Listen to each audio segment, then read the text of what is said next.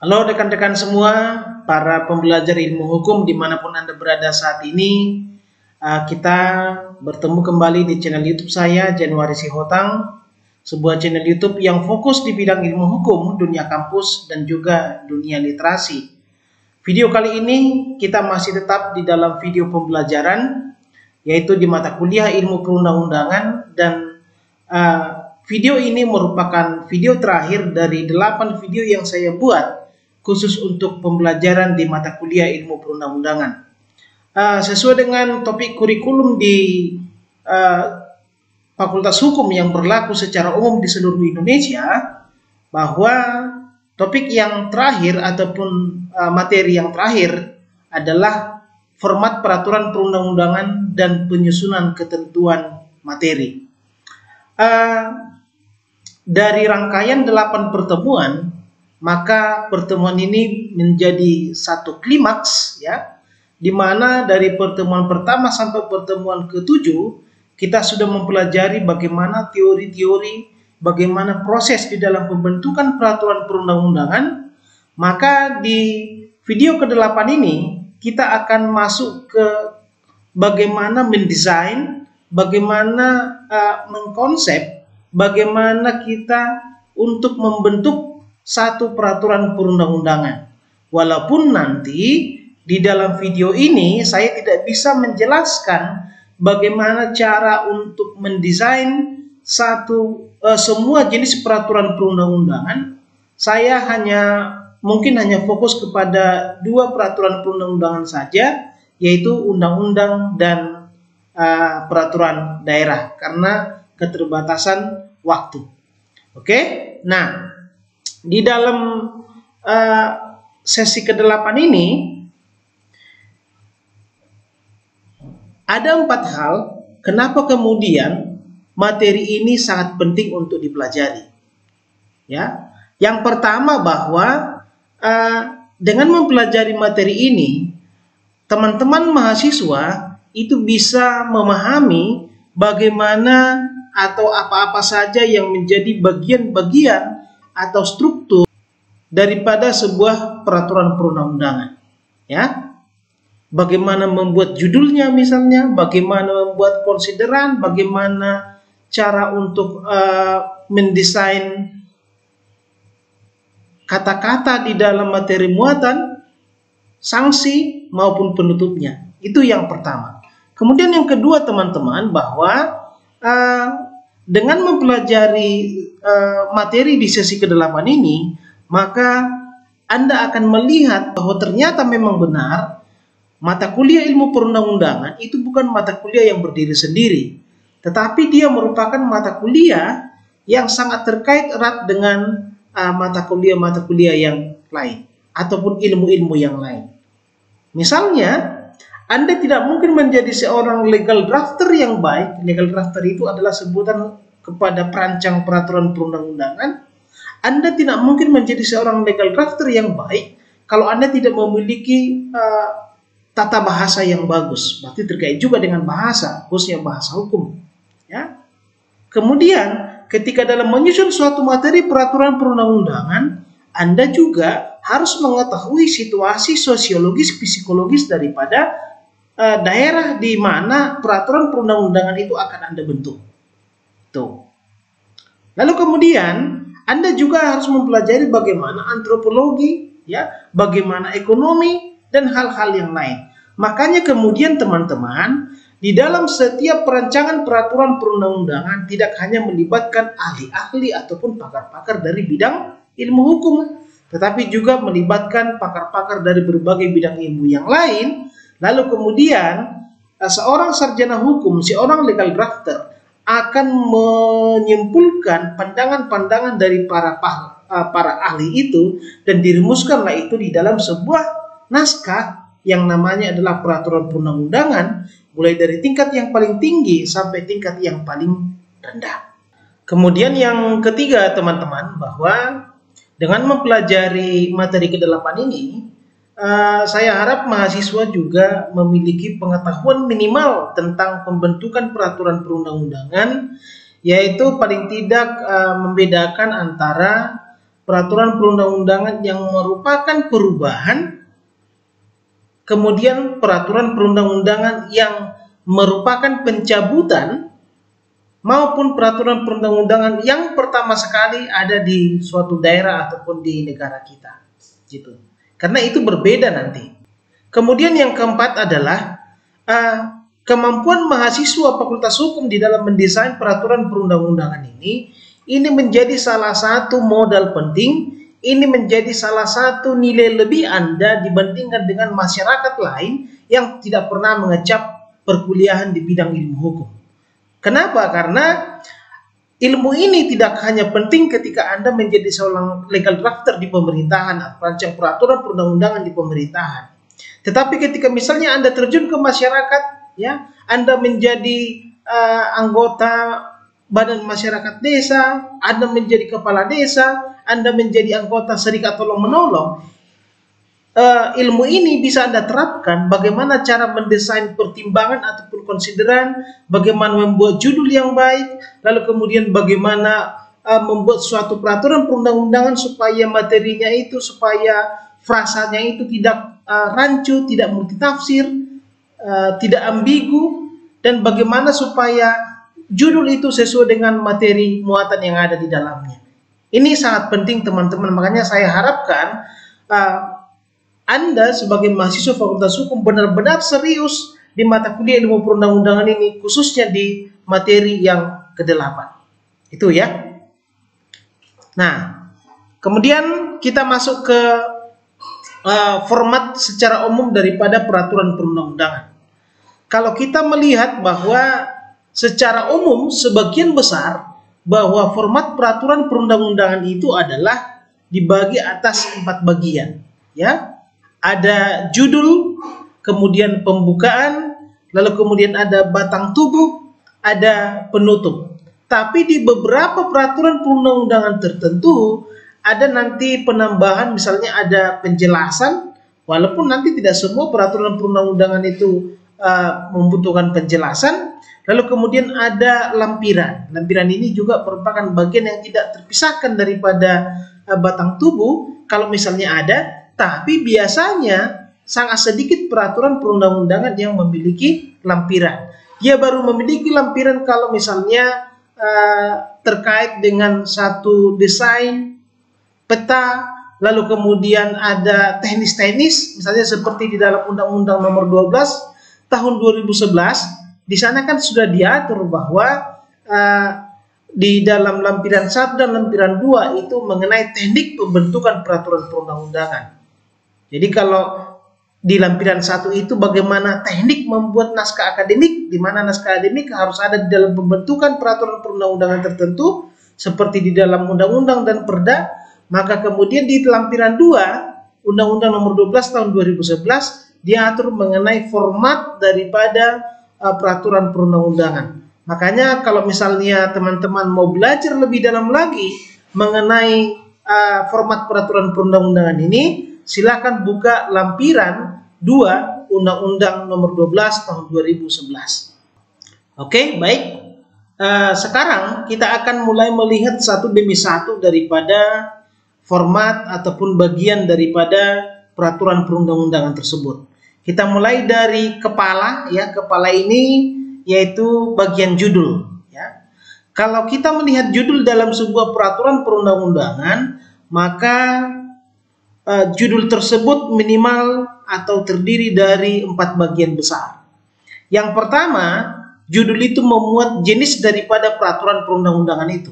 Jenisnya apa? Anda sudah pelajari jenis peraturan perundang-undangan itu di pertemuan-pertemuan sebelumnya, yaitu di dalam pasal 7 maupun pasal 8 Undang-Undang Nomor 12 Tahun 2011. Mulai dari Undang-Undang Dasar sampai kepada peraturan daerah, termasuk juga peraturan-peraturan yang dibentuk oleh lembaga-lembaga lain, ya. Misalnya undang-undang, ya, peraturan pemerintah, peraturan daerah, peraturan presiden, dan lain-lain.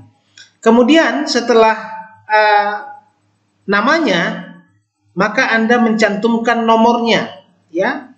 Nomor berapa ini? Jadi di Indonesia itu kita dan di berbagai negara dunia bahwa undang-undang itu, peraturan perundang-undang itu diberikan penomoran untuk memudahkan kita memahami, mengecek dan mengenal daripada peraturan perundang-undangan itu. Jadi ini menggunakan huruf Latin ya, nomor 1, 2, 3 dan selanjutnya. Ini nanti tergantung daripada pengundangan di dalam lembaran negara maupun di lembaran daerah. Setelah nomor, maka kita masuk ke tahun. Jadi tahun ini yaitu tahun berapa pembentukan peraturan perundang-undangan tersebut. Tahun berapa dia diundangkan. Itu yang menjadi titik tolak ukurnya ya. Terus kemudian yang keempat, namanya. Jadi setelah tahun tadi harus ada namanya. Namanya ini tentu harus merupakan cakupan dari keseluruhan materi muatan yang ada di dalam peraturan perundang-undangan itu. Sama seperti kalau Anda misalnya membuat judul cerpen ataupun judul judul daripada karya tulis, tentu kan judul itu merupakan cakupan dari seluruh isi daripada karya tulis itu. Nah, peraturan perundang-undangan juga seperti itu. Misalnya, Undang-Undang Nomor 12 Tahun 2011. Mengapa namanya adalah undang-undang tentang pembentukan peraturan perundang-undangan? Karena memang Undang-Undang Nomor 12 Tahun 2011 itu mencakup bagaimana proses pembentukan peraturan perundang-undangan, bagaimana tekniknya, bagaimana lembaga-lembaga yang berwenang untuk itu, dan hal-hal yang terkait dengan pembentukan peraturan perundang-undangan. Lalu kalau misalnya Anda lihat Undang-Undang Pemilihan Umum, ya, di Undang-Undang Pemilihan Umum itu semua sudah diatur. Misalnya bagaimana pemilihan kepala daerah, misalnya bagaimana pemilihan anggota DPR, pemilihan presiden, DPRD, ya. Lalu kemudian di sana juga diatur mengenai lembaga-lembaga yang terlibat di dalam proses pemilihan umum, bagaimana prosesnya, bagaimana penegakan hukumnya dan lain-lain. Itu. Jadi nama itu harus mencakup keseluruhan isi. Misalnya nanti kalau ada perda mengenai rekrutmen daripada perangkat desa, berarti mekanisme pemilihan perangkat desa. Apakah isinya nanti hanya pemilihan? Kalau misalnya ada mekanisme pemberhentian di dalamnya, apakah namanya juga hanya pemilihan? Tidak lagi. Tentu sudah pemilihan dan pemberhentian perangkat desa. Itu semua tergantung dari materi muatan. Makanya kemudian di dalam membuat sebuah judul daripada peraturan perundang-undangan harus sudah difikskan dulu, harus sudah dipastikan dulu materi muatannya, isinya seperti apa. Ya. Lalu kemudian kalau kita lihat salah satu contoh, ini dia. Judul peraturan perundang-undangan ini juga dibagi atas dua bagian besar ya. Ada peraturan perundang-undangan untuk pencabutan peraturan perundang-undangan yang lama, atau dia merupakan peraturan perundang-undangan yang baru, ya, belum ada yang lama tapi dia baru pertama kali dibentuk. Kemudian ada juga peraturan yang merupakan perubahan dari peraturan yang lama. Biasanya pembentuk undang-undang atau pembentuk peraturan perundang-undangan memiliki pertimbangan tertentu kenapa suatu undang-undang itu merupakan perubahan dan kenapa suatu peraturan perundang-undangan itu merupakan pencabutan dari peraturan perundang-undangan yang lama. Kalau misalnya perubahannya itu sudah lebih daripada 50%, maka alangkah baiknya kalau misalnya dia dijadikan sebagai peraturan perundang-undangan yang baru, tidak perlu lagi perubahan, tapi peraturan yang lama itu dihapuskan oleh peraturan yang baru. Tapi kalau misalnya hanya bagian-bagian tertentu saja yang diubah, ya tidak sampai 50% misalnya, maka itulah seperti contoh yang kedua di situ ya. Jadi bisa saja peraturan perundang-undangan itu berubah lebih dari satu kali. Misalnya Anda lihat di situ Undang-Undang Negara Republik Indonesia Nomor 42 Tahun 2014 tentang perubahan atas Undang-Undang Nomor 17 Tahun 2014 tentang Majelis Permusyawaratan Rakyat, Dewan Perwakilan Rakyat, Dewan Perwakilan Daerah, dan Dewan Perwakilan Rakyat Daerah. Ini sering disebut dengan Undang-Undang MD3. Ini sudah beberapa kali diubah, ya. Undang-Undang MD3 yang pertama itu adalah Undang-Undang nomor 17 tahun 2014. Diubah lagi dia kemudian menjadi Undang-Undang nomor 42 tahun 2014. Karena ada ketentuan-ketentuan atau bagian-bagian yang mau diubah lagi, maka Undang-Undang nomor 17 tahun 2014 ini kemudian diubah untuk kedua kalinya melalui Undang-Undang nomor 2 tahun 2018. Itu. Ya, jadi sekali lagi saya tekankan kepada Anda bahwa untuk membedakan mana yang layak sebagai perubahan, mana yang layak sebagai pencabutan, kalau dia perubahannya itu sudah melebihi daripada 50% atau perubahannya itu meliputi hal-hal yang sangat vital di dalam peraturan perundang-undangan itu, maka alangkah baiknya peraturan perundang-undangan yang Anda bentuk adalah pencabutan, bukan lagi perubahan. Itu. Selanjutnya kita akan memasuki bagian yang kedua, yaitu pembukaan. Nah, berbicara mengenai pembukaan, ada 5 hal yang harus kita pelajari di sini. Yang pertama itu adalah harus ada frasa dengan rahmat Tuhan yang Maha Esa. Frasa ini harus ada teman-teman, karena memang ya kita harus mengakui bahwa negara ini adalah negara beragama. Walaupun kita bukan negara agama. Makanya kemudian tidak hanya di dalam peraturan perundang-undangan, di dalam putusan daripada pengadilan pun ada ira-iranya juga, yaitu dengan rahmat Tuhan yang Maha Esa. Itu yang menjadi poin di sini ya.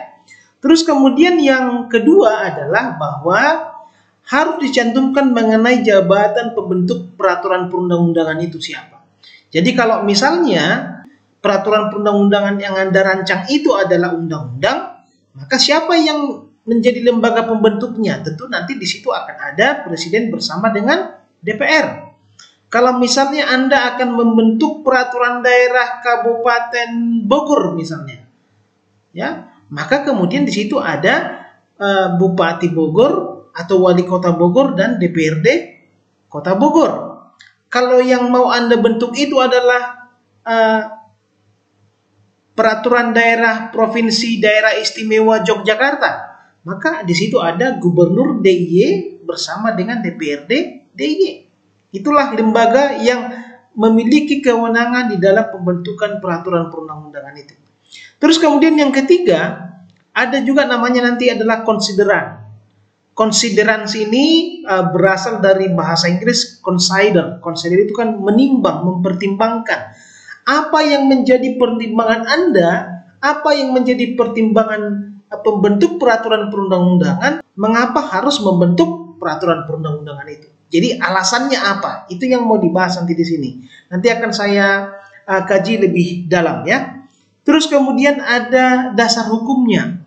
Jadi perlu Anda tahu bahwa di dalam pembentukan peraturan perundang-undangan itu harus ada dasar hukumnya, baik itu sebagai delegasi maupun sebagai atribusi. Apa dasar lembaga itu untuk membentuk perda misalnya? Tentu ada pasal di konstitusi, yaitu Undang-Undang Dasar pasal 18 ayat 6. Apa dasar DPR dan Presiden untuk membentuk undang-undang? Tentu ada pasal 5, ada pasal 4, ada pasal 20, ada pasal 21 Undang-Undang Dasar Negara Republik Indonesia tahun 1945. Itu ya. Lalu kemudian diktum. Nah, diktum ini adalah nanti menetapkan, memutuskan. Jadi setelah ada pertimbangannya tadi, ya, maka kemudian diputuskanlah undang-undang itu, diputuskanlah peraturan perundang-undangan itu. Itu alur berpikirnya. Nah, kita masuk ke beberapa hal yang penting dibahas lebih dalam di sini, yaitu yang pertama adalah konsideran. Saya katakan tadi konsideransi itu berasal dari bahasa Inggris, yaitu consider. Consider itu adalah menimbang.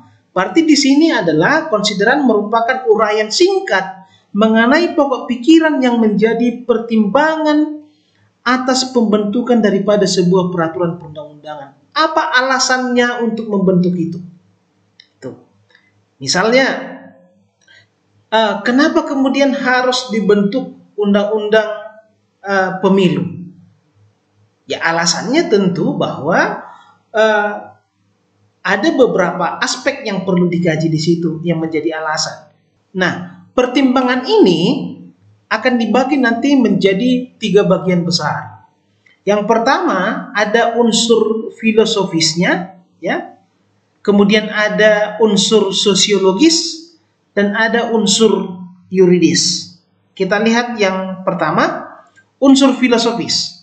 Nah, kalau Anda lihat di dalam pengertian itu bahwa unsur filosofis adalah unsur yang menggambarkan bahwa peraturan yang dibentuk tersebut mempertimbangkan pandangan hidup, ya, kesadaran dan cita hukum yang meliputi suasana kebatinan serta falsafah bangsa Indonesia yang bersumber dari Pancasila dan pembukaan Undang-Undang Dasar Negara Republik Indonesia tahun 1945. Tuh. Jadi di sini kalau kita berbicara unsur filosofis itu adalah kita berbicara cita hukum, kita berbicara ideologi ke depan, ya. Tentu kita kalau misalnya membentuk suatu peraturan perundang-undangan, ada goal yang mau dicapai. Tentu misalnya supaya masyarakat sejahtera, supaya terjadi ketertiban umum, supaya bisa menciptakan kesejahteraan umum, bisa melindungi segenap masyarakat Indonesia dan lain-lain. Itu semua tergantung dari topik peraturan perundang-undangan yang akan kita rancang.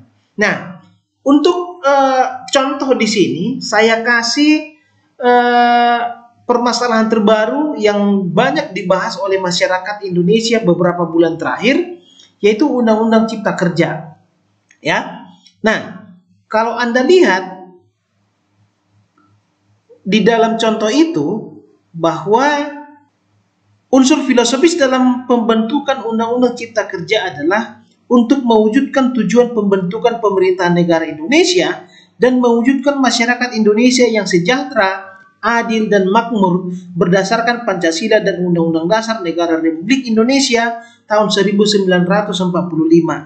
Negara perlu melakukan berbagai upaya untuk memenuhi hak warga negara atas pekerjaan dan penghidupan yang layak bagi kemanusiaan melalui cipta kerja.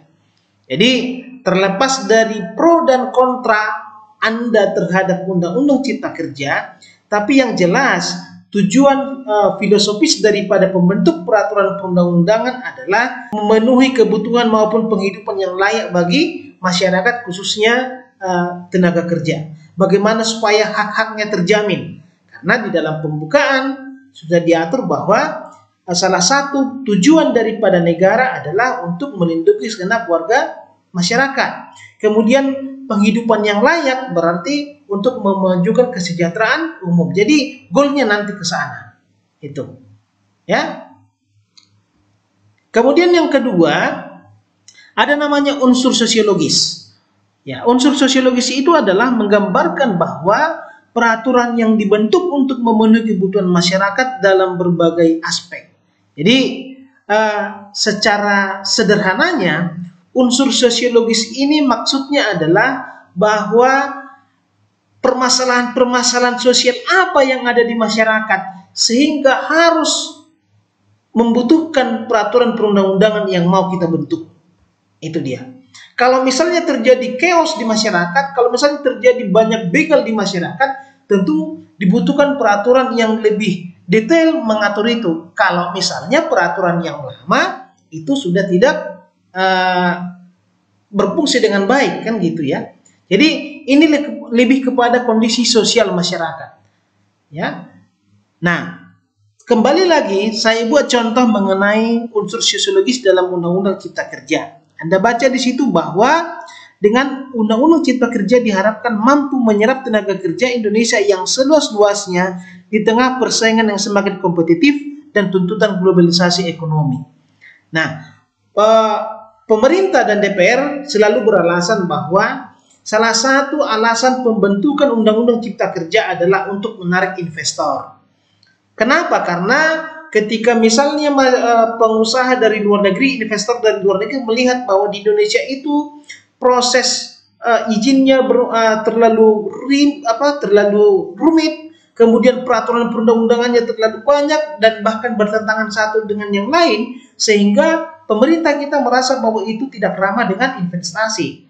Padahal kondisi sosiologis Indonesia saat ini sangat membutuhkan investor supaya bisa menyerap tenaga kerja yang ada di Indonesia.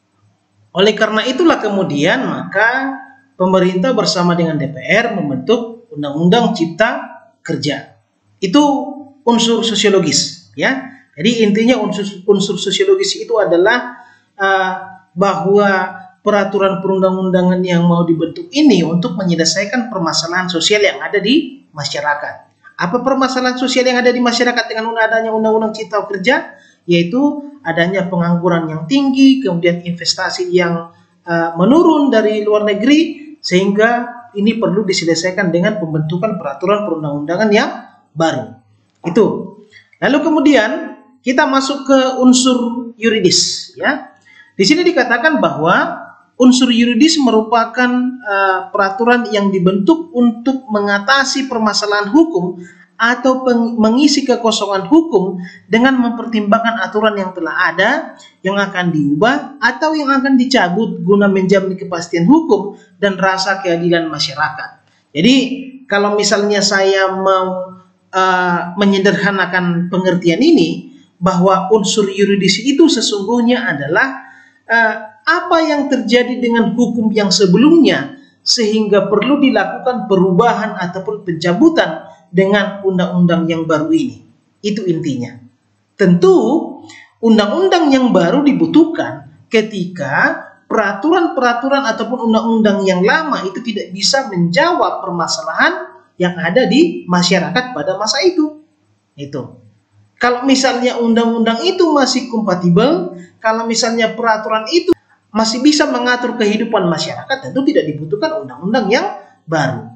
Hal-hal apa saja yang mengharuskan adanya kebutuhan undang-undang yang baru? Tentu adanya dinamika-dinamika di masyarakat, ya. Di mana Anda sudah pelajari di mata kuliah yang lain bahwa hukum yang baik itu adalah hukum yang lahir dari masyarakat, ya. Hukum yang baik itu adalah hukum yang bisa mengikuti perkembangan masyarakat. Tapi apapun ceritanya, sesuatu yang dirancang di tahun 80-an tentu tidak akan up to date lagi ketika misalnya digunakan sampai tahun 2000-an. Kenapa? Karena memang situasi sosial kemasyarakatan juga sudah berubah. Dan tentu juga undang-undang ataupun peraturan harus mengikuti itu. Ya, itu dia. Nah, kalau misalnya Anda lihat di sini mengenai contoh daripada unsur yuridis pembentukan Undang-Undang Cipta Kerja, Anda lihat di situ bahwa ternyata pengaturan yang berkaitan dengan kemudahan, perlindungan dan pemberdayaan koperasi dan usaha mikro, kecil dan menengah, peningkatan ekosistem investasi dan percepatan proyek strategis nasional, termasuk peningkatan perlindungan dan kesejahteraan pekerja yang tersebar di berbagai undang-undang sektor saat ini belum dapat memenuhi kebutuhan hukum untuk percepatan cipta kerja, sehingga perlu dilakukan perubahan.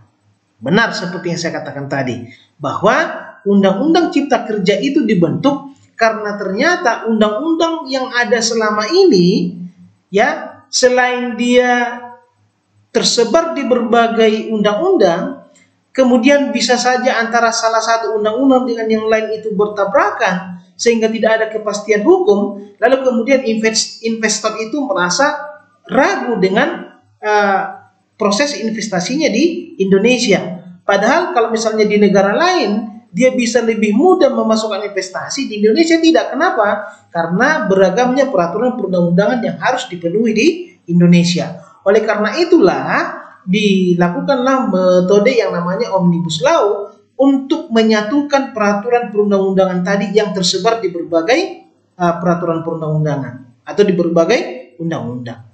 Itu unsur yuridis. Jadi intinya bahwa undang-undang itu dibentuk karena memang undang-undang yang ada selama ini ternyata tidak bisa menjawab permasalahan yang ada di masyarakat. Itu. Oke, nah sekarang kita masuk ke dasar hukum. Ya, dasar hukum ini kalau misalnya Anda lihat nanti di dalam peraturan perundang-undangan itu ditandai dengan adanya kata mengingat. Ya, jadi dasar hukum ini kalau disederhanakan maknanya adalah peraturan perundang-undangan mana yang memberikan Anda legasi untuk membentuk peraturan perundang-undangan itu. Itu dia. Ya, misalnya di sini akan dibagi menjadi dua. Yang pertama adalah dasar kewenangan pembentukan peraturan perundang-undangan. Apa dasar kewenangan Anda? Misalnya, apa dasar kewenangan untuk membentuk undang-undang? Tentu akan ada tadi di sana pasal 5, pasal 20, pasal 21 Undang-Undang Dasar. Makanya, kalau Anda lihat nanti di dalam setiap pembentukan undang-undang, di dalam setiap dasar hukum daripada undang-undang, di mengingatnya itu akan Anda jumpai pasal 5, pasal 20, pasal 21 Undang-Undang Dasar Negara Republik Indonesia tahun 1945. Kalau misalnya itu tidak ada, maka undang-undang itu tidak sah. Itu bisa saya pertaruhkan itu. Ya. Atau misalnya, kalau ada peraturan daerah, tapi di dasar hukum mengingatnya tidak ada pasal 18 ayat 6 Undang-Undang Dasar Negara Republik Indonesia tahun 1945, maka undang-undang itu tidak sah. Karena memang pasal 18 ayat 6 itulah yang menjadi dasar daripada kewenangan pemerintahan daerah untuk membentuk peraturan daerah itu. Lalu kemudian dasar hukum mengingat itu juga bisa merupakan peraturan perundang-undangan yang memerintahkan pembentukan peraturan perundang-undangan selanjutnya. Misalnya, apa dasarnya kenapa undang-undang pemilihan umum harus dibuat? Karena memang kalau Anda baca di dalam pasal 22E ayat 6 Undang-Undang Dasar Negara Republik Indonesia tahun 1945 memerintahkan secara eksplisit bahwa ketentuan mengenai pemilihan umum selanjutnya akan diatur di dalam undang-undang. Karena tentu Anda harus paham tidak semuanya bisa diatur di dalam undang-undang dasar.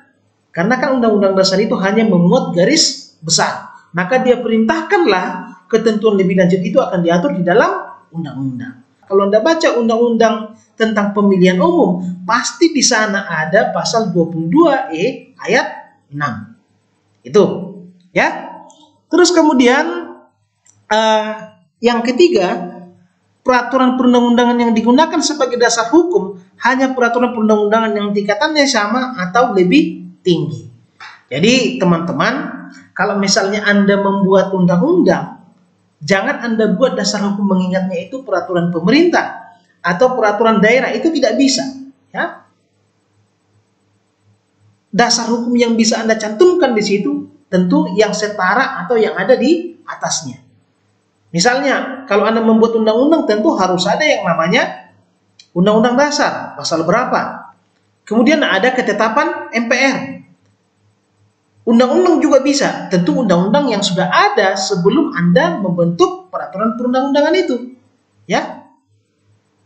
Misalnya peraturan daerah. Kalau Anda mau membentuk peraturan daerah, tentu harus ada di sana undang-undang, harus ada peraturan pemerintah, harus ada undang-undang dasar itu. Makanya nanti kemudian di dalam penyusunannya juga akan ada aturan-aturannya, ada teknisnya, ya. Kalau misalnya Anda mau menyusun ini, misalnya dalam Undang-Undang Cipta Kerja, Anda lihat di situ bahwa susunannya itu kan dimulai dari tingkatan yang paling tinggi. Di atas itu adalah Undang-Undang Dasar. Lalu kemudian di bawahnya adalah ketetapan MPR. Nah, kalau misalnya Anda mau menyusun dasar hukum mengingat nanti, karena memang dia harus mencantumkan dasar hukum mengingat itu mulai dari yang setara sampai yang lebih tinggi, maka kemudian ada aturan-aturannya. Aturan-aturannya itu adalah bahwa Anda harus terlebih dahulu mencantumkan peraturan perundang-undangan yang paling tinggi yang diacu oleh peraturan perundang-undangan yang Anda bentuk. Misalnya di Undang-Undang Cipta Kerja, yang paling tinggi itu tentu adalah Undang-Undang Dasar. Makanya disebutkan di situ secara jelas pasal berapa yang menjadi acuan daripada pembentukan Undang-Undang Cipta Kerja itu. Setelah Undang-Undang Dasar, tentu Anda ingat di dalam hierarki di bawahnya adalah ketetapan MPR. Nah, di sini kan ada dua ketetapan MPR. Kalau misalnya ada dua jenis peraturan perundang-undangan yang sama, maka Anda harus mulai dari peraturan perundang-undangan yang usianya lebih tua. Di sini Anda lihat ketetapan MPR ada dua, tapi usianya berbeda. Satu dia dibentuk tahun 198, kemudian yang kedua itu dibentuk tahun 2001. Jadi mulai dia dari undang-undang yang peraturan perundang-undangan yang usianya lebih tua. Kalau misalnya tahun pembentukannya sama, maka mulai dari yang nomornya paling kecil, ya, karena penomoran itu menjadi pertanda bahwa dia dibentuk terlebih dahulu. Misalnya Undang-Undang Nomor 1 Tahun 2020 pasti lebih dahulu dia dibentuk dari Undang-Undang Nomor 2 Tahun 2020. Itu. Setelah dasar hukum, maka kemudian kita lanjut ke diktum, ya. Diktum ini saya katakan tadi adalah adanya frasa menetapkan dan memutuskan. Nah, di sini setelah ada kata menetapkan dan memutuskan, maka akan Anda lihat peraturan perundang-undangan yang dibentuk itu apa, ya, dan lembaga yang membentuknya juga harus sesuai dengan peraturan perundang-undangan yang dibentuk. Misalnya karena di sini yang mau dibentuk adalah undang-undang, maka yang melakukan persetujuan bersama itu adalah DPR dan Presiden. Ya, kalau misalnya di sini yang mau dibentuk adalah peraturan daerah, maka yang melakukan persetujuan bersama adalah DPRD dan Gubernur, atau DPRD Kabupaten Kota dengan Bupati atau Wali Kota. Kalau misalnya yang mau dibentuk adalah peraturan pemerintah, maka di sini tidak ada persetujuan bersama. Yang ada adalah Presiden Republik Indonesia memutuskan menetapkan peraturan pemerintah tentang itu. Ya, oke. Kemudian kita masuk ke bagian yang sangat penting, yaitu batang tubuh. Ya, jadi batang tubuh ini memuat semua materi muatan peraturan perundang-undangan yang dirumuskan dalam bentuk pasal demi pasal. Walaupun nanti di dalam pasal demi pasal itu akan terdapat ayat, kemudian beberapa pasal akan membentuk bab, ya. Dalam undang-undang yang berskala besar, beberapa bab nanti akan membentuk buku. Ya, misalnya kalau Anda lihat KUH Perdata itu kan ada buku 1, buku 2 dan selanjutnya. Ya. Nah, tapi pada umumnya materi muatan dalam batang tubuh peraturan perundang-undangan itu dikelompokkan ke dalam 5 bagian besar. Yang pertama ada ketentuan umum, nanti akan saya jelaskan lebih lanjut mengenai ini. Kemudian yang kedua materi-materi pokok yang mau diatur, mulai dari asas-asas sampai pengaturan mengenai hal-hal yang sesuai dengan nama ataupun judul daripada peraturan perundang-undangan itu. Terus kemudian ketentuan pidana kalau memang perlu, ya. Kemudian ada ketentuan peralihan kalau memang diperlukan, dan juga ada ketentuan penutup. Kita masuk ke bagian batang tubuh yang pertama, yaitu ketentuan umum. Nah, ketentuan umum ini selalu dicantumkan di pasal 1, ya. Dan ketentuan umum ini memuat 3 hal utama. Yang pertama adalah batasan pengertian atau definisi, ya. Jadi misalnya di dalam ketentuan umum itu biasanya diatur mengenai makna daripada kata-kata yang akan sering nanti dijumpai di dalam materi muatan. Contohnya, misalnya DPRD, Dewan Perwakilan Rakyat Daerah. Jadi di sini akan diberikan pengertiannya siapa sih yang dimaksud dengan DPRD itu. Menteri misalnya, siapa yang dimaksud dengan menteri. Lalu kemudian pajak misalnya. Pajak itu apa? Pajak itu misalnya iuran wajib dari rakyat, bla bla bla dan segala macam. Itu nanti dijelaskan supaya kemudian itu ada kepastian apa yang dimaksud dengan pajak di ketentuan-ketentuan yang ada di pasal-pasal selanjutnya. Itu. Terus kemudian yang kedua, ada singkatan atau akronim yang dituangkan dalam batasan pengertian atau definisi. Jadi supaya nanti isi daripada peraturan perundang-undangan itu tidak terlalu banyak, ya, maka singkatan-singkatan itu sebaiknya diatur di dalam ketentuan umum. Misalnya DPRD, Dewan Perwakilan Rakyat Daerah. Ini kan ada 4 kata. Nah, supaya misalnya dia tidak mubazir, maka dia di awal harus diatur bahwa DPRD, Dewan Perwakilan Rakyat Daerah, selanjutnya disingkat DPRD. Jadi di pasal-pasal selanjutnya cukup dituliskan aja DPRD. Itu. Ya. Terus kemudian yang ketiga, hal-hal lain yang bersifat umum yang berlaku bagi pasal-pasal atau beberapa pasal berikutnya, antara lain ketentuan yang mencerminkan asas, maksud, dan tujuan tanpa dirumuskan sendiri di dalam pasal atau bab. Itu. Jadi biasanya teman-teman yang sering kita jumpai, poin nomor 3 ini biasanya ada pasal tersendiri. Jadi setelah pasal ketentuan umum, baru masuklah ke asas-asas di dalam undang-undang itu ataupun peraturan perundang-undangan itu.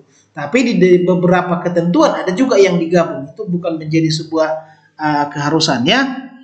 Lalu kemudian setelah ada ketentuan umum, tentu ada materi-materi. Materi-materi ini tidak bisa saya jelaskan karena memang akan berbeda antara satu peraturan perundang-undangan yang satu dengan yang lain. Lalu kemudian setelah itu kita akan melihat ketentuan sanksi. Jadi ketentuan sanksi ini bermacam-macam teman-teman. Ada sanksi pidana, ada sanksi administrasi. Kalau misalnya sanksi pidana dan sanksi administrasi ini ada di dalam satu peraturan perundang-undangan, maka sebaiknya itu dia dipisah pasalnya, jangan digabung.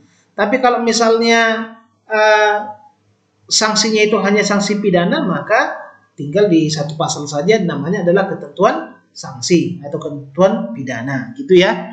Nah, yang menjadi catatan selanjutnya bagi Anda adalah bahwa sanksi pidana itu hanya ada di dalam undang-undang dan perda. Itu. Jadi hanya ada di 3, ya. Ada di undang-undang, ada perda. Karena perda kan ada 2, yaitu perda kabupaten, kota, maupun perda provinsi. Tapi ada permasalahan ini. Misalnya kalau Anda baca di dalam Perpu nomor 1 tahun 2020 tentang penanganan COVID, di sana Anda akan menemui yang namanya sanksi pidana. Muncul pertanyaan, apakah di dalam peraturan pemerintah pengganti undang-undang atau Perpu bisa mengatur ketentuan pidana? Padahal di sini dikatakan bahwa ketentuan pidana itu hanya ada di dalam undang-undang dan peraturan daerah. Di sana tidak disebutkan peraturan pemerintah pengganti undang-undang atau Perpu. Jawabannya adalah tentu bisa. Kenapa? Karena di Undang-Undang Nomor 12 Tahun 2011 sudah diatur bahwa materi muatan daripada undang-undang sesungguhnya sama dengan materi muatan Perpu. Yang membedakan antara undang-undang dengan Perpu hanyalah momentum pembentukannya. Kalau dia undang-undang pada keadaan normal, maka Perpu dibentuk dalam hal ihwal kegentingan yang memaksa. Itu jawabannya kalau misalnya ada pertanyaan kepada Anda, ya. Lalu kemudian yang ketiga, ketentuan pidana harus menyebutkan secara tegas norma larangan atau norma perintah yang dilanggar. Nah, misalnya satu undang-undang disebutkan bahwa siapa yang tidak memakai helm harus diberikan sanksi. Maka di dalam ketentuan sanksi itu harus menyebutkan secara jelas di pasal mana itu. Kita akan dihukum kalau melanggar pasal yang mana. Kemudian juga harus diatur apakah tindak pidana itu merupakan pelanggaran ataupun kejahatan. Karena ini nanti proses hukumnya akan berbeda, ya. Setelah ketentuan sanksi, maka kita lanjut kembali ke ketentuan peralihan. Secara sederhana bahwa ketentuan peralihan ini adalah ketentuan yang memuat penyesuaian pengaturan tindakan hukum ataupun hubungan hukum yang sudah ada berdasarkan peraturan perundang-undangan yang lama terhadap peraturan perundang-undangan yang baru, yang bertujuan untuk yang pertama yaitu untuk menghindari terjadinya kekosongan hukum. Kemudian yang kedua, untuk menjamin kepastian hukum. Dan yang ketiga, untuk memberikan perlindungan hukum bagi pihak yang terkena dampak daripada perubahan ketentuan peraturan perundang-undangan itu. Dan yang keempat adalah untuk mengatur hal-hal yang bersifat transisional ataupun yang bersifat sementara. Jadi, saya kasih satu contoh teman-teman. Jadi kan di Undang-Undang Mahkamah Konstitusi yang lama, Undang-Undang Nomor 24 Tahun 2003, diatur bahwa usia daripada hakim konstitusi itu kan minimal 47 tahun, ya. Tapi kemudian baru-baru ini terjadi perubahan di dalam Undang-Undang Mahkamah Konstitusi khususnya mengenai usia minimal hakim konstitusi, dan di situ disebutkan 55 tahun. Ya kan? Jadi sebelumnya, saya ulangi lagi, sebelumnya kan usianya 47 tahun. Terus kemudian yang baru 55 tahun. Nah, tentu setelah diundangkan maka ada berdampak terhadap hakim-hakim konstitusi yang belum berusia 55 tahun. Misalnya di situ ada beberapa hakim yang usianya masih di bawah 55 tahun. Bagaimana eksistensinya sebagai hakim MK ketika sudah berlaku undang-undang yang mengharuskan bahwa usia minimal hakim MK adalah 55 tahun? Apakah dia harus diberhentikan karena usianya belum sampai 55 tahun? Nah, untuk menjawab itulah dibutuhkan yang namanya ketentuan peralihan. Jadi di dalam ketentuan peralihan undang-undang MK itu diatur bahwa hakim MK yang sudah menjabat sebelum undang-undang yang baru ini, walaupun usianya belum 55 tahun, maka dia tetap bisa menjadi hakim MK sampai kepada habis masa jabatan sesuai dengan yang diaturkan oleh undang-undang yang baru. Itu. Jadi walaupun misalnya usianya baru 50, ya dia tetap menjadi hakim MK sampai kepada masa pensiun ataupun masa purna baktinya. Itulah gunanya ketentuan peralihan ini. Karena teman-teman, kalau misalnya tidak ada ketentuan peralihan ini, maka hakim MK yang usianya belum 55 tahun harus mundur dari Mahkamah Konstitusi. Karena dia sudah tidak memenuhi ketentuan mengenai usia minimal yang dicantumkan oleh Undang-Undang Mahkamah Konstitusi yang baru. Itu sebagai contoh sederhananya. Ya. Contoh yang lain misalnya, kalau ada satu perda yang mengatur mengenai proses perizinan. Ternyata perda itu mengubah mengenai proses dan masa atau jangka waktu daripada izin-izin yang ada selama ini. Kalau misalnya terjadi seperti itu, maka harus diatur di dalam ketentuan peralihan bagaimana nasib daripada izin-izin yang sudah ada sebelumnya. Itu. Kalau misalnya itu tidak diatur, maka otomatis izin-izin yang sebelumnya itu akan batal demi hukum. Oke, selanjutnya kita masuk ke ketentuan penutup. Ya, ketentuan penutup ini memuat beberapa hal, teman-teman. Yang pertama yaitu penunjukan organ atau alat kelengkapan yang akan melaksanakan peraturan perundang-undangan itu. Ya, terus kemudian nama singkat daripada peraturan perundang-undangan ini biasanya dilakukan terhadap undang-undang yang namanya itu terlalu panjang, ya. Salah satu saya kasih satu contoh misalnya, tadi kan ada Undang-Undang Nomor 17 Tahun 2014 tentang Majelis Permusyawaratan Rakyat, Dewan Perwakilan Rakyat, Dewan Perwakilan Daerah, dan Dewan Perwakilan Rakyat Daerah. Ini kan terlalu panjang, ya. Bisa saja misalnya ini kalau mau pembentuk undang-undang akan mempersingkat ini menjadi Undang-Undang MD3, ya. MD3, jadi D-nya ada 3, berarti MPR, DPR, DPD, dan DPRD. Bisa saja seperti itu, ya. Misalnya ada undang-undang karantina hewan, tumbuhan, tanaman, misalnya panjang begitu, bisa saja persingkat dia menjadi undang-undang mengenai kekarantinaan hewan, misalnya gitu, ya. Terus kemudian status peraturan perundang-undangan yang sudah ada, ya. Jadi statusnya bagaimana? Apakah dia menghapuskan atau mengubah? Kalau menghapuskan tentu undang-undang yang lama secara keseluruhan tidak akan berlaku lagi. Itulah yang terjadi dengan Undang-Undang Nomor 12 Tahun 2011 yang menghapuskan ketentuan yang ada di dalam Undang-Undang Nomor 10 Tahun 2004 mengenai pembentukan peraturan perundang-undangan. Ya.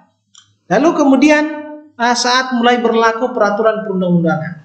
Jadi teman-teman, pada umumnya undang-undang itu berlaku sejak diundangkan. Ya, makanya saya katakan di beberapa pertemuan sebelumnya ada namanya teori fiksi hukum. Ya, begitu misalnya undang-undang itu atau peraturan itu diundangkan, maka kemudian tidak ada alasan bagi kita mengatakan bahwa tidak mengetahui adanya hukum itu, mengetahui adanya peraturan perundang-undangan itu.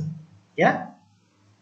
Tapi kemudian ada juga undang-undang yang dia tidak berlaku sejak diundangkan, tapi Kalau misalnya dia tidak berlaku sejak diundangkan, maka harus diatur di situ sejak kapan dia baru berlaku. Kenapa dia harus diatur awal berlakunya? Mungkin begini juga, karena memang untuk menegakkan undang-undang itu dibutuhkan yang namanya perangkat-perangkat yang terkait dengan itu. Ya, salah satu contoh bisa Anda lihat di dalam Undang-Undang Nomor 24 Tahun 2003, ya, yaitu tentang Mahkamah Konstitusi. Kalau kita misalnya berbicara dia berlaku sejak diundangkan, tentu sejak tahun 2003 undang-undang itu sudah berlaku. Tapi ternyata tidak. Kenapa? Karena memang gak mungkin undang-undang tentang MK itu berlaku, padahal hakim MK-nya saja belum ada, ya, lembaganya, strukturnya saja belum disusun dan segala macam gitu. Tentu dia baru berlaku setelah semua infrastrukturnya ini sudah tersedia. Makanya kemudian pembentuk undang-undang memberikan jeda waktu sekian bulan, sekian tahun sebagai batas ataupun awal daripada pemberlakuan daripada peraturan perundang-undangan itu. Itu ya. Oke. Terus kemudian yang selanjutnya kita masuk ke masih bagian daripada ketentuan penutup. Di sini akan Anda lihat bahwa ternyata ketentuan penutup itu juga harus memuat mengenai perintah pengundangan, ya, di mana dia mau diundangkan. Tentu seperti yang sudah kita pelajari sebelumnya, kalau dia undang-undang tentu diundangkan di lembaran daerah, di lembaran negara. Kalau dia penjelasan tentu diundangkan di tambahan lembaran negara. Kalau dia misalnya peraturan daerah, maka dia diundangkan di lembaran daerah. Sedangkan penjelasan peraturan daerah diundangkan di tambahan lembaran daerah. Kalau dia peraturan kepala daerah, peraturan bupati, peraturan wali kota ataupun peraturan gubernur, di mana dia diundangkan di berita daerah. Sedangkan peraturan presiden, peraturan pemerintah diundangkan di berita negara. Ini harus Anda pahami. Kemudian yang kedua yaitu penandatanganan, pengesahan dan penetapan daripada peraturan perundang-undangan. Ya, dan yang ketiga, pengundangan dan penetapan peraturan perundang-undangan. Oke, nah selanjutnya kita masuk ke penjelasan, ya. Nah, penjelasan ini merupakan tafsir resmi daripada pembentuk peraturan perundang-undangan atas norma tertentu yang ada di dalam batang tubuh. Jadi penjelasan ini teman-teman bukan norma ya, tapi hanya tafsir resmi. Jadi biasanya penjelasan ini berisi mengenai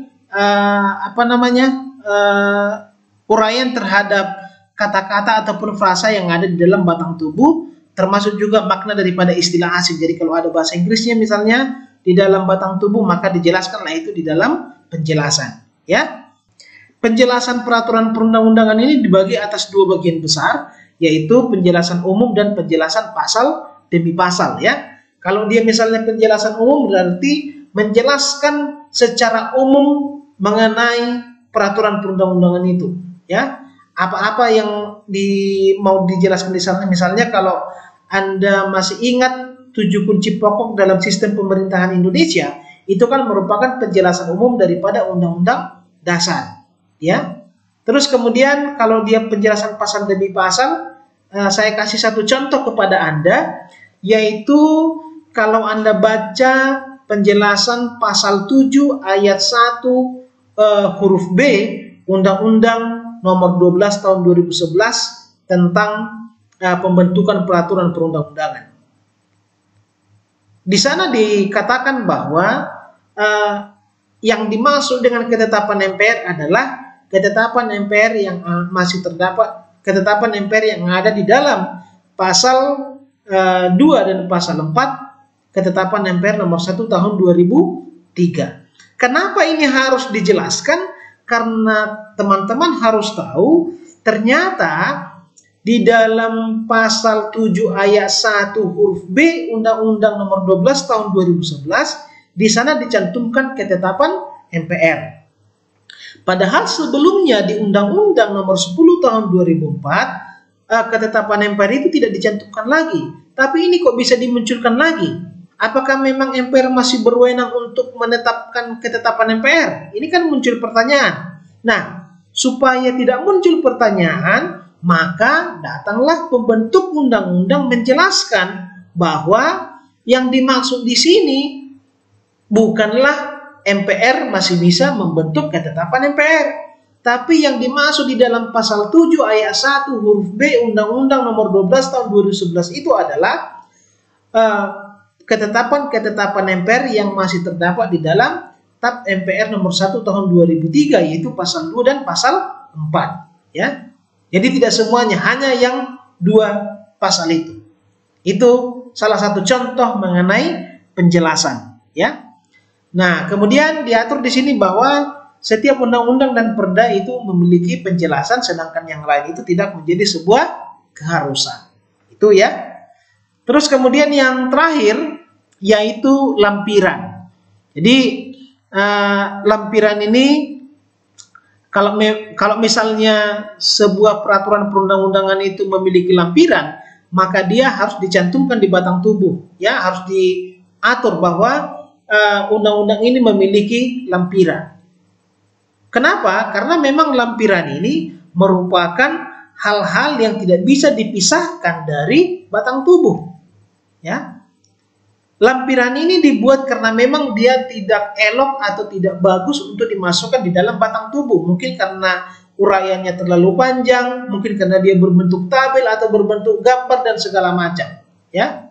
Karena sangat lucu rasanya misalnya kalau di dalam batang tubuh itu ada gambar atau denah dan segala macam, ya. Nah, terus sebagai contoh itu Anda bisa lihat di dalam Undang-Undang Nomor 12 Tahun 2011 tentang pembentukan peraturan perundang-undangan. Undang-undang ini kan memiliki 2 lampiran, ya. Ada lampiran 1, ada lampiran 2. Lampiran 1 itu memuat mengenai teknik pembentukan naskah akademik daripada peraturan perundang-undangan. Sedangkan yang lampiran 2 itu memuat mengenai format daripada peraturan perundang-undangan. Nah, itu. Tapi dia harus sudah diatur di dalam batang tubuh bahwa dia undang-undang ini selanjutnya akan memiliki yang namanya lampiran. Itu dia teman-teman. Jadi teman-teman para pecinta ilmu hukum dimanapun Anda berada saat ini, bahwa itulah format daripada peraturan perundang-undangan kita. Secara umum format peraturan perundang-undangan itu sama, hanya dia berbeda di dalam beberapa bagian tergantung daripada jenis peraturan perundang-undangan itu. Kebetulan yang saya jelaskan di sini lebih kepada undang-undang, ya karena memang menurut saya undang-undanglah peraturan perundang-undangan yang paling komplit, ya. Karena di sana ada judul, kemudian konsideran, ada pembukaan, ada batang tubuh, ada ketentuan sanksi, ketentuan penutup, dan penjelasan maupun lampiran. Tapi mungkin di beberapa peraturan perundang-undangan lain bisa saja bagian-bagian itu tidak ada, ya. Oke. Nah, teman-teman, terima kasih untuk perhatiannya. Ini kuliah kita yang terakhir di bidang ilmu perundang-undangan. Semoga pertemuan kita selama 8 sesi ini bisa bermanfaat bagi Anda, bisa membuka cakrawala berpikir Anda.